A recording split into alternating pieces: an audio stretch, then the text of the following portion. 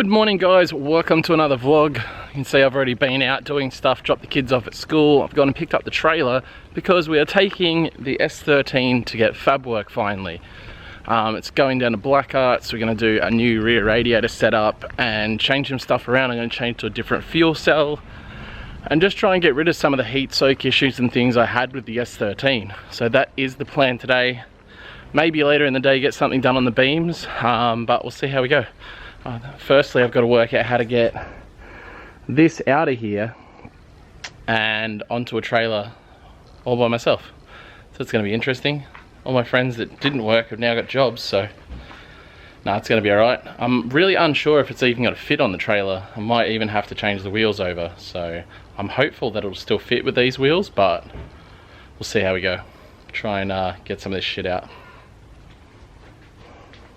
Alright, so I got everything unloaded off the top, pushed out a bit. The trick is, I've got to push it out the driveway and get it out enough so I can reverse the trailer up and pull the trailer on forward, pull the car on forwards. So I've got to time it well with traffic. This is not an ideal situation.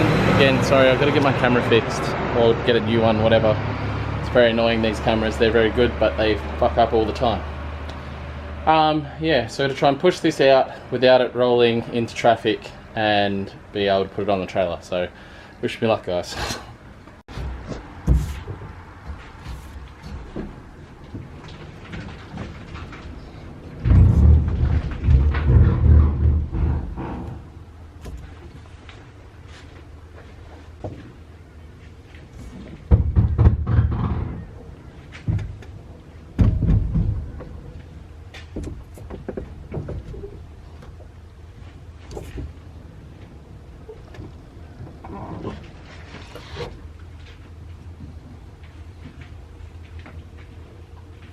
Alright, this is scary.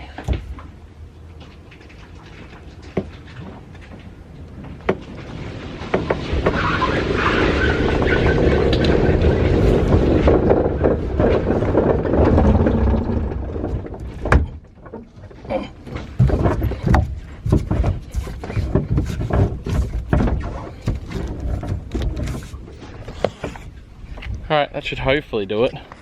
Just scary rolling it from down there to here. And I'm definitely going to have some mad clearance issues with these big wheels, but it's going to be sick. Alright, I won't lie, this has been a mission, but I got the winch set up. Just steering it because my guards are in the way and stuff, but it actually looks like it's going to fit pretty good. I've still got room on the front, so that is excellent. It ain't no wise fabby car, so we've still got room, which I'm absolutely stoked about. Last thing I wanted to, it is a very wide trailer. I expected it to fit, but it was always a worry with such big wheels.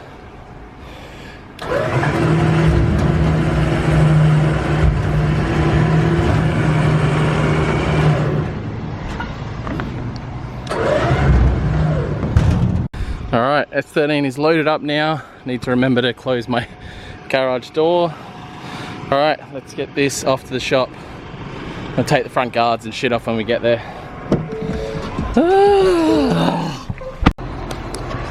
Alright, down here at Blackheart's now, dropping the S13 off. I guess we'll have a mild, we've pretty much spoken mostly about what we're going to do on the car. It's just a matter of getting it done now. Yeah. After you get all the other shit out of the way. Yeah. Okay. My baby's getting pulled apart. Just getting all the rest of the panels off now, may as well. So we have a sort of clean slate to start with, because once all the fab's done, I do want to get a lot of this stuff painted up. So I never painted the front end from all the fab that was done easily a year ago now. So I do want to get paint on all that stuff, and we're going to be redoing some other stuff as well. So when I repaint, when I get the interior repainted, I want to repaint the front and rear tube work and all that sort of stuff as well, so it's all schmick and doesn't rust. So I'm trying to like rack my head with how to do this S13, a way that I can keep the car cool but not get heat soak. Yeah, it's one of those things where it's kind of, well, it's not kind of, I've driven so many cars and I do know the positives and negatives to everything, but this S13 is different in a way that you know, it's not a competition car, so it doesn't need to be set up in a competition style. It needs to just be set up in a style where I can thrash it and it won't get hot. You know, it needs to do more than 2 laps, which is, you know, what a competition drift car pretty much has to do.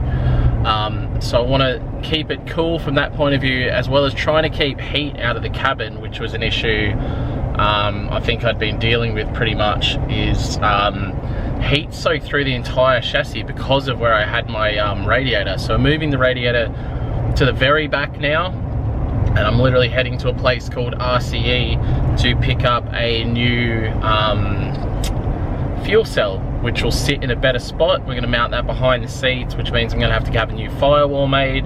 So unfortunately I'm going to be dropping some coin on the S13 convertible, but you know, that is a dream build of mine, and I definitely want it to be right one day. I don't have any intentions of getting rid of it anytime soon. I almost had an idea of getting rid of it and getting a Corvette drift car, but I think if I was going to get a Corvette, I'll just get one outright and not get rid of the S13 convertible, because they just don't exist. So that's definitely something I don't want to get rid of. I definitely don't want to get rid of it. On the 8.6 front though, things are looking okay. It's looking extremely doubtful I'll get it done before 2D Rev. So I'm trying to decide whether I get chopped to chuck a half cage in the 350Z convertible, or if I just take the V35. I'm just really not sure which one will make more sense. Like, it definitely wouldn't hurt to have a half cage in the 350Z convertible, considering the retarded shit I like to do in that car. But it's sort of whether I do want to spend that money on it. I don't really want to. I do want to take the V35 because I think it's funny that a car that's so stock can do well, but I don't like breaking it. I don't like it getting damaged. I'd rather keep it as like a street car that I could lend to the Mexican Hoon Cartel guys every now and then for some streeting.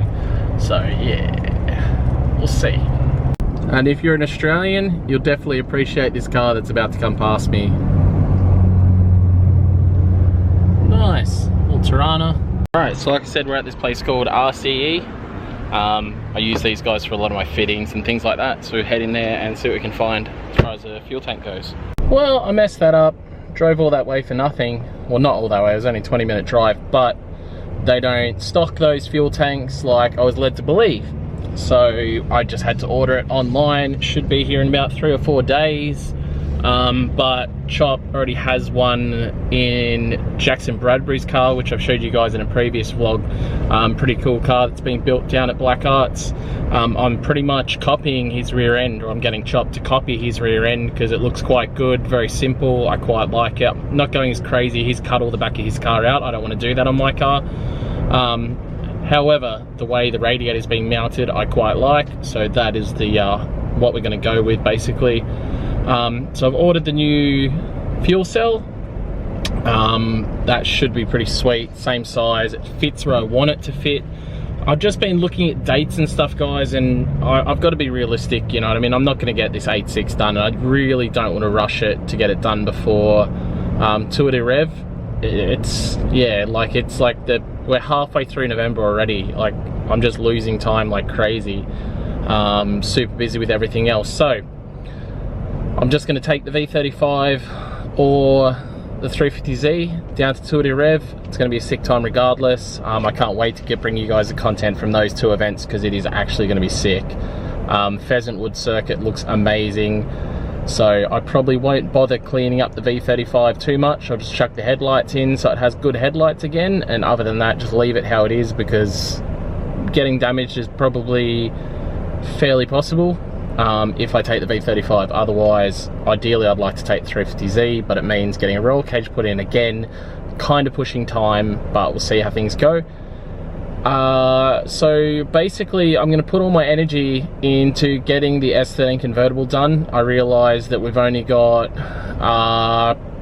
8 weeks until Summer Nats, if that. I think it's 7 weeks until Summer Nats, and I need to not only get this fab work done, but there would need to be a lot of new piping done. I need to get the new power steering setup in, and get a lot of painting done on the S13 convertible. So I think if I put my energy into that solely, still tinker away when I can on the beams 8.6, but I really just don't want to put the pressure on myself to try and get that done before that 2 rev event. And on top of that, as you guys know, I'm running at least 2 events a week, and then I have a big surprise coming up for you guys in January. We'll be doing a project with a bunch of other very, very famous YouTubers in the drift and car scene. We're doing a little something in the States, and it's going to be amazing. But I also am working on planning for that, as well as planning for the Drift Challenge Australia Series for next year. So a lot on my plate, guys, and of course I've got to fit in time for the wife and time for the kids and all that sort of stuff as well. So things like little things, man, kill you when you're building a car, like fittings. The amount of times I had to run back and forth when we originally built the S13 convertible for different fittings because the wrong ones were ordered, one was female and it should have been male, etc, etc. Like, it's such a brain fuck when you're trying to build a car. So much respect to the guys that do it for a living. I would not want to do your job, but I'm kind of doing your job, but I don't want to. But I don't want to spend a fortune building my car. I'd rather build it myself and vlog it for you guys because it's pretty fun. And this vlogging stuff is actually saving me a fortune, because normally I would just send it away to get done because I can be lazy at times. So thank you guys for watching and keeping me motivated. You're legends. Alright guys, we're about to go out for dinner, but just before I head out, I just wanted to show you guys quickly the bikes, because someone asked about, just to explain a little bit about the bikes I have in here. I guess my main bike that I used to ride a lot on would be probably considered mid-school now, but I'll show you guys anyway. So got a volume, funnily a volume drifter. You gonna have a ride of your bike while we're out here? Okay. Yeah, so volume drifter. I was sponsored by Volume and still technically am, and have been for. Pardon? Thank you for the vlog. Okay. Demolition parts, obviously. Like I said, it could definitely be considered a mid-school bike. I run just rear brakes, 2 pegs. I'd consider it a garage ornament. And I want to ride my bike. You're going to ride your bike? Yeah. Alright, have a little ride around here. Right, and then there's a PK Ripper. That is a project that hasn't been touched in a long time. Shut up. And then this gem that my wife bought me for Christmas. I got you Now you can talk up. I got you that one as well for Christmas. Yeah, but Yeah, and that one's cooler, and you haven't even touched it. yeah. I'd kill for a PK Ripper. Yeah, don't get me projects for Christmas. Get me ones that are done. But The point is, the best two bikes in your collection I bought. you got a Christmas present as well. But yeah, this is the Haro Mirror Pro, what do they call it? Remastered lineage model. So my wife got me this, and the Mirror Pro was one that I wanted big time when I was a kid. Not so much when I was a kid, but the group of friends that I rode with, one of them was sponsored by Haro and I was sponsored by GT, but I was always envious of how rad the Haro Pro Series model was, especially for the time. It was sick, and obviously Mirror was an absolute legend. So having one to cruise around on, obviously super comfortable. Anybody in the BMX scene that was around in the mid-school knows how comfortable the original Mirror seats were. They pay homage to it. It's not exactly the same seat, it's not the same full size, but man, I remember back in the day, you know, you needed to have a Mirror seat. And I've also actually got a gem in here. I'm gonna try and find it and show you guys.